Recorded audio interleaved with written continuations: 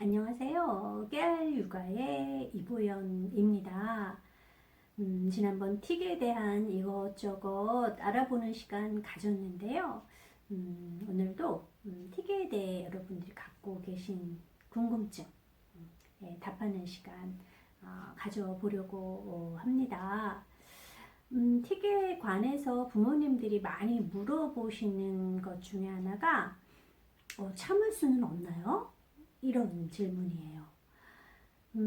틱은 불수의적 행동이라고 말해요. 그럼 불수의적이 뭐냐? 그러니까 자신의 의지로 조절할 수 없는 거를 불수의적이라고 얘기를 하거든요.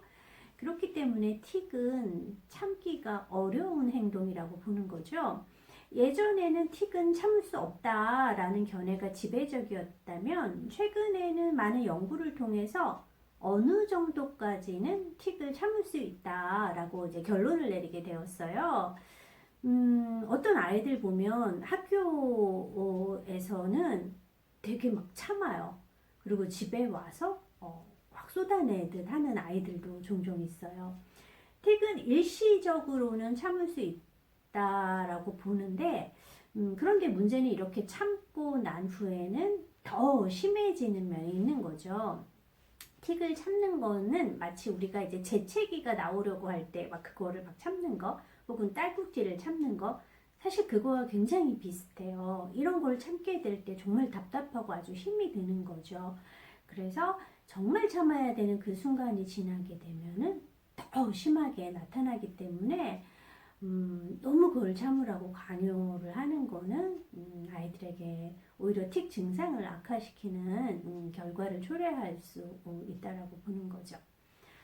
또 많이 묻는 질문 중에 하나가 틱을 할 때 아이가 스스로 그거를 느끼나요? 자각을 하나요? 이런 틱 증상에 대한 자각에 대한 질문들도 솔솔찮게 있는데요. 어릴 적에는 사실은 잘 모른다라고 봐요. 그런데 아이들이 성장하면서 틱이 나타나기 전에 이제 전조 증상을 느끼는 거죠. 전조 충동이라 그러는데 되게 뭔가 확 조이는 듯한 느낌, 막 터질 것 같은 거, 혹은 과잉 행동이나 산만한 행동을 막 나타내는 거. 이게 이제 내가 좀 있으면 틱할 것 같아 라고 이제 느끼는 거죠. 그리고 이제 틱이 나타난 후에는 오히려 이제 긴장이 완화되는 이제 편안한 경험을 한다라고 이제 보고하고 있어요. 이러한 전조 충동을 이제 자각할 수 있는 시기는 대략 10세 이후라고 이제 보는 거죠. 그렇기 때문에 틱에 대한 치료를 할 때도 이 전조 충동을 이용해서 좀 대체 행동을 가리키는 이제 그런 방법을 좀 고안을 하고 있어요. 그래서 아이에게 먼저 너가 틱을 하기 전에 느끼는 감각들이 무엇이니? 라고 이제 물어보는 거죠. 그래서 아이가 확실히 내가 이 감각이 오고 나면 그 다음에 틱을 해 라는 게 확실해지게 되면 이제 가리켜야 하는 게 틱에 대한 경쟁적 반응을 가리키는 거예요. 그러니까 틱과 함께 싸울 수 있는, 그러니까 틱을 대체할 수 있는 다른 행동을 하게끔 가리키는 거죠. 예를 들어서 고개를 이렇게 뒤로 젖히는 운동 틱을 갖고 있는 경우에는 경쟁 행동으로 고개를 이렇게 숙이는 그런 행동을 의도적으로 해보도록 가리키게 되는 거예요. 근데 이런 경쟁 행동을 가리킬 때 꼭 그 틱과 관련된 이제 근육을 사용할 필요는 없어요. 그냥 뭐 눈을 깜빡인다 그래서 꼭 뭐 눈을 이렇게 뭐 부릅뜨고 뭐 한다는 식으로 꼭 그거와 반대되는 행동을 하거나 관련된 근육을 사용할 필요는 없고요. 이제 아이가 편하게 생각하는 다른 부분의 행동, 그러니까 뭐 주먹을 쥔다거나 눈을 질끈 뭐 감아본다거나 하는 식의 대체 행동을 가르쳐 주는 것도 괜찮습니다. 이러한 경쟁적 행동이 본래 아이가 하던 틱보다는 주변 사람들로부터 좀 덜 병적이다, 좀 보기가 더 낫다 라는 긍정적인 반응을 이제 얻을 수 있게 되면 그게 일종의 이제 강화물, 이제 보상이 되어서 이제 아이가 조금 더 이 경쟁적 반응, 대체 행동을 더 자주 하게 될 거라는 걸 뜻하는 거죠.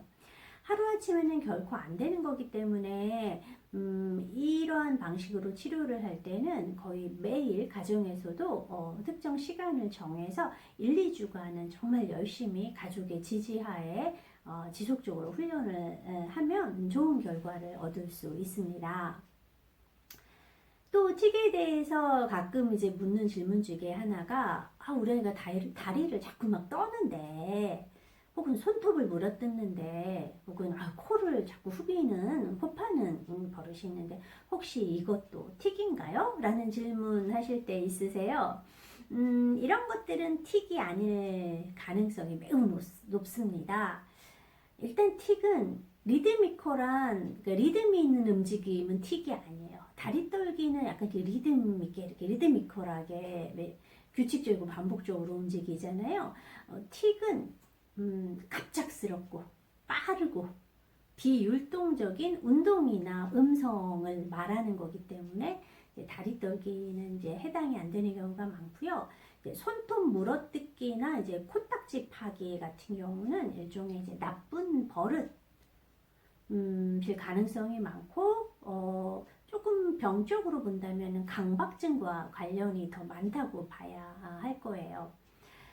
틱과 이런 강박 행동 혹은 버릇과의 이제 차이, 그 감별하는 방법 중에 하나는 만일 이제 코딱지를 파고 있을 때 이름을 부르거나 그럼 딱 멈춰요. 그럼 틱 아니라는 거예요. 보통 틱이 아닌 움직임의 경우에는 주의를 분산시키면, 예를 들어서 누군가 이름을 부르거나 이렇게 몸을 어깨를 이렇게 탁 친다거나 만지게 되면은 그 행동이 멈추지만 틱은 그렇지 않기 때문인 거죠. 또 다른 질문.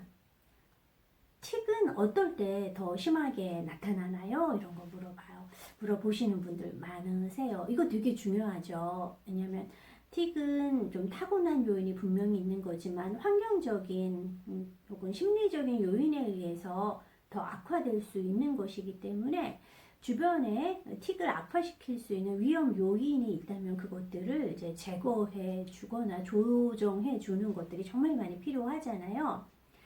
틱은 불안하거나 아니면 흥분하거나 혹은 탈진되었을 때 더 악화되는 경우가 있고요. 차분한 상태에서 혹은 어떤 활동에 집중할 때는 호전되는 양상을 보여요. 때문에 방과 후 집에서 이제 휴식을 취한다거나 할 때는 틱을 확실히 덜 하는 거고요. 아무래도 이제 저녁 시간 같이 좀 뭐 편히 쉴 때보다 이제 학교 공부나 이제 숙제를 해야 할 때 틱이 이제 더 많이 이제 발생하게 되는 거죠. 또 스트레스가 쌓이는 일이나 굉장히 신나는 일도 이제 흥분을 시키고 또 불안을 야기하기 때문에 틱의 악화와 관련이 있어요. 그런데 또 여기에서 정말 제가 많이 보는 건데요. 아이들이 과도한 시각적 자극에 노출되었을 때, 그리고 지나치게 집중했을 때, 특히 이게 좀 시각적 자극에 되게 굉장히 노출되었을 때 틱을 하는 모습을 정말 자주 관찰할 수가 있어요. 예를 들면 이제 화면 전환이 굉장히 빠른 게임이나 뭐 이렇게 막 싸우고 막 섬광 번뜩 있고 막 약간 스릴 있고 막 아이가 몰입해서 보는 그런 텔레비전 프로그램, 만화책도 현란한 그림이나 약간 흥분을 야기시키는 만화책, 마법전자 보고 애들이 틱 조금 하거든요. 이런 것들을 봤을 때 이제 틱을 조금 심하게 한다라는 거 관찰하실 수 있어요. 때문에 너무 이렇게 좀 과하게 좀 자극적인 그런 게임 영상이나 뭐 프로그램 같은 것들은 조금 더 줄여주시는 것들도 이제 틱을 감소시키는데 좀 도움이 되실 수 있어요. 또 다른 질문. 성인이 되어서 틱이 생길 수 있나? 뭐 이런 거. 근데 원칙적으로 틱 장애를 진단 내리려면은 만 18세 이전이어야 해요. 틱 장애는 전형적으로 사춘기 이전에 시작되고요. 10대가 되어서 새로운 틱 장애가 나타난다? 이 빈도는 굉장히 적어요. 성인기에 새로운 틱 증상이 나타나는 거는 더더욱 드물고요. 근데 가끔 이제 영화 같은 거 보면 막 재벌 2세 혹은 뭐 범죄 조직 막 이런 사람들이 이제 막 마약 같은 거 이렇게 그 하얀 가루 뭐 쓸어다가 막 냄새 맡고 갑자기 막 코 킁킁 하면서 이제 틱 같은 거 보일 때 있잖아요. 만약 성인이 새로운 틱을 한다 라고 할 경우에 우리는 그런 거 의심하는 거예요. 코카인 과다 사용과 같은 약물에 노출되었을 때 이런 틱 반응을 나타낼 수 있거든요. 그 외에도 바이러스성 뇌염과 같은 질병으로 인해서 중추 신경계가 손상되어 있을 때도 틱 증상이 나타날 수 있는데요. 이렇게 약물 사용이나 세균 감염으로 나타난 틱 증상은 원칙적으로 틱 장애로 진단 내리지는 않습니다. 자, 틱에 대해서 조금 궁금해 하시는 질문 오늘 정리해서 말씀드렸는데요. 이제 보기에는 우리가 아이들을 어떻게 그럼 다루어야 하는지, 아이들에게 어떤 환경을 만들어 줘야 하는지에 대한 그런 좀 팁 얻는 시간이 되셨다면 좋았을 것 같아요. 오늘도 잘 들어주셔서 감사하고요. 다음에 또 만나요.